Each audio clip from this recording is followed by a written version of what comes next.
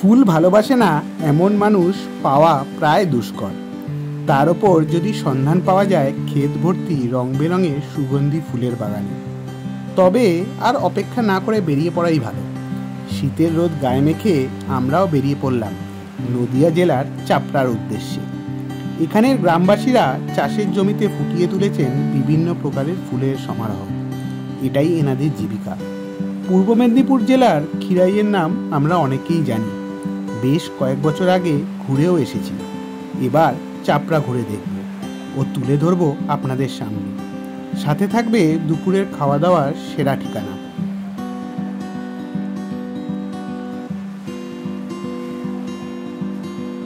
নমস্কার বন্ধুরা, মন ভ্রমণের আরও একটি পর্বে আপনাদের সকলকে স্বাগত।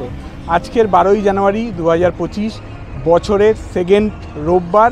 আর এবছরের জন্য প্রথমবার আমরা বাড়ি থেকে বেরোলাম ছোট্ট একটা একদিনের ট্রিপে। এখন আমরা দাঁড়িয়ে আছি কল্যাণী এক্সপ্রেসওয়ের ওপরে জিওর একটা পেট্রোল পাম্পে। জিওর পেট্রোল পাম্পে দাঁড়ানোর কারণ হচ্ছে গিয়ে জিওর পেট্রোল পাম্পে ওয়াশরুমগুলো একটু পরিষ্কার থাকে, জিওর পেট্রোল পাম্পগুলো একটু বড়ো সড়ো হয়। তো হাইওয়েতে চললে আমরা প্রেফার করি জিওর পেট্রোল পাম্পে দাঁড়াতে। জিওর পেট্রোল পাম্পে দাঁড়িয়েছি।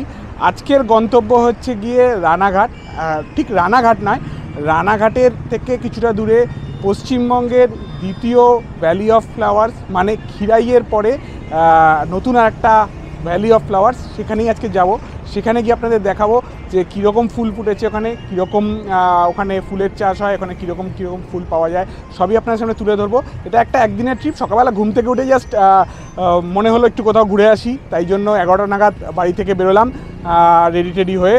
রাস্তায় সাউথ কলকাতার একটা বিখ্যাত ফুড জয়েন্টে, মানে ব্রেকফাস্ট জয়েন্টে ব্রেকফাস্ট সেরে নিয়েছি। সেরে নিয়ে এবার রওনা দিচ্ছি রানাঘাটের দিকে। রানাঘাট গিয়ে আগে যদি সময় হয়ে থাকে তাহলে আগে লাঞ্চ করে নেব। লাঞ্চ করে তারপরে আমরা যাব হচ্ছে গিয়ে ভ্যালি অফ ফ্লাওয়ার্স বা ফুলের ভ্যালিতে। তো চলুন, কোথায় সেই ফুলের ভ্যালি, কীভাবে যাবেন, সবই আপনাদের এই ভিডিওতে তুলে ধরবো। তো চলুন এখন বেরোনো যাক।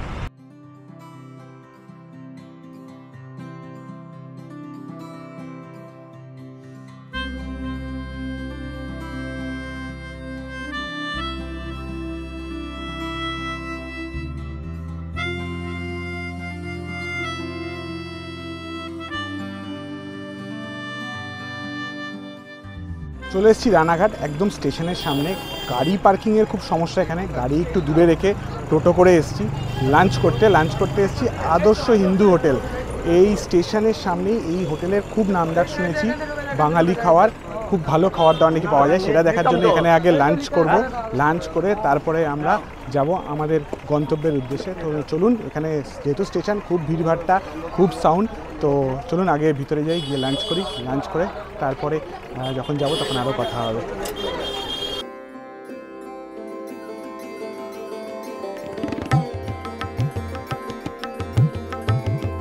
খেতে বসে পড়েছি, পাখিরা খাওয়া শুরু করে দিয়েছে অলরেডি। আজকে আমাদের আইটেমে আছে সাদা ভাত, পাতলা মসুর ডাল, আলু ভাজা, মুড়ি ঘন্ট আর মাটনের ঝোল। তো শুরু করি খাওয়া। খেতে খেতে বলছি তারপর কোনটা কী, কীরকম খেতে, কী টেস্ট, সব খেতে খেতে বলছি। যাই আইটেম থাকুক, বাঙালির প্রথম পাতে ওই মুসুরির ডাল আর ঝুরঝুরে আলু ভাজা, ওটা কিন্তু বেস্ট। ওটা দিয়ে খাচ্ছি, নর্মাল যেরকম হয়, ভালোই, খারাপ না। মাটনটা ভীষণ টেস্টি, বাচ্চাদের জন্য একটু ঝাল, এবং মাটনটা কিন্তু চর্বিওয়ালা রেওয়াজি এবং সুসিদ্ধ। আমি দেখাচ্ছি, দেখুন, এই যে একদম পুরো সিদ্ধ, টেস্টি।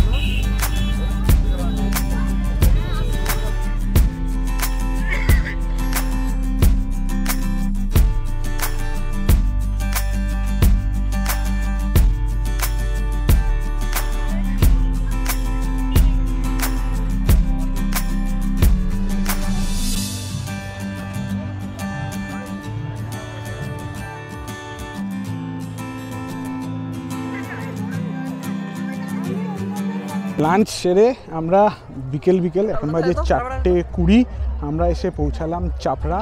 আর এখানে জনসমাগম বলতে পারেন, মানে আমি এক্সপেক্ট করিনি এত লোক এখানে থাকবে বা আসবে। রাস্তায় চলা যাচ্ছে না, গাড়ি প্রায় 1.5 কিলোমিটার দূরে রাখলাম, তারপরে টোটো করে আসলাম।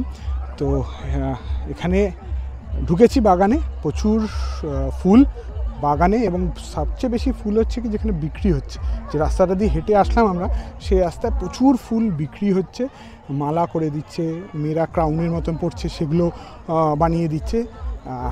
বাগানেও ফুল আছে, সেসবই একটু ঘুরে দেখি, আপনাদেরও দেখাই। তো চলুন দেখা যাক ভ্যালি অফ ফ্লাওয়ার্স, পশ্চিমবঙ্গের নতুন ভ্যালি অফ ফ্লাওয়ার্স চাপড়া।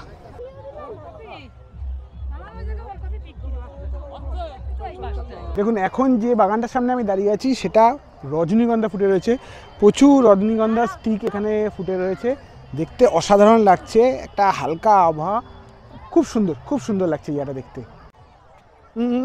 দাঁড়া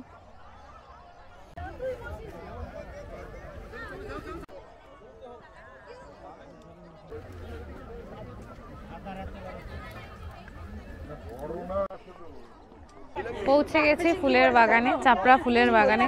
ফুল আছে বেশ অনেকই আছে, আবার কিছু কিছু জায়গা একদম খালি, হয়তো তুলে নিয়েছে বা চাষ হয়ে গেছে। ফুল তো আছে, তার থেকেও বেশি যেটা আছে সেটা হচ্ছে প্রচণ্ড ভিড়।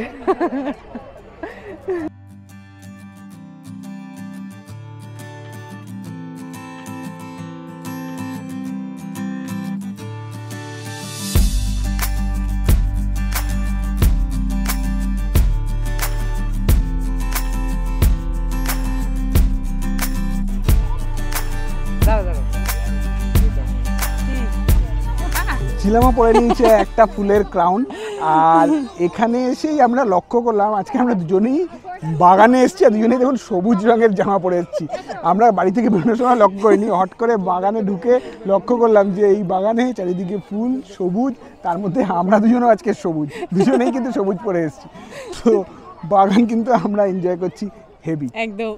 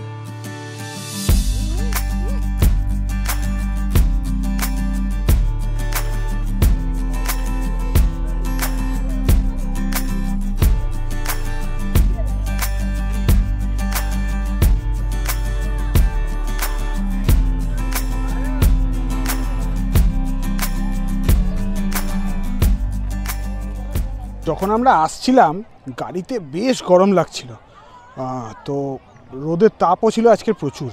তো এই বিকেল আসার জন্য যেটা সুবিধা হয়েছে, রোদের তাপটা নেই, এই ঘুরতে কিন্তু বেশ মজা লাগছে। আর কিছুক্ষণ পরেই অন্ধকার হয়ে যাবে, আর বেশিক্ষণ হয়তো থাকতে পারবো না, তো এই সময়টা কিন্তু বেশ ভালো। একটু যদি আগে আসতাম রোদের তাপে কতক্ষণ থাকতে পারতাম তার কোনো মানে সিওরিটি ছিল না, বাট এখন কিন্তু বেশ ভালো লাগছে।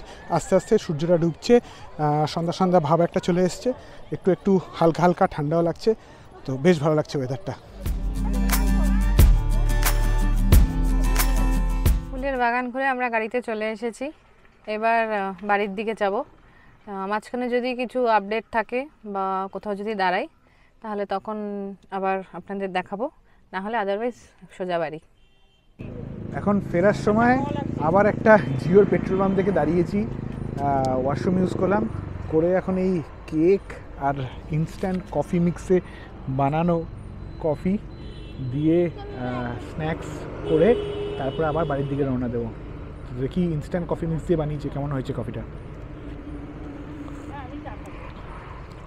ভালোই আছে, আর একটু জলটা কম দিলে বেশি ভালো হতো, না একটু কড়া হতো আর কি। চলুন কফি শেষ করি, তারপরে বাড়ির দিকে রওনা দিই।